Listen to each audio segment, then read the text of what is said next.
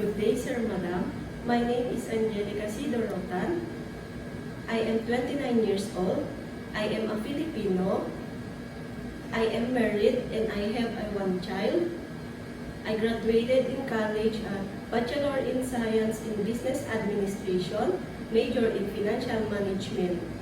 My work experience is I worked as a domestic helper here in the Philippines.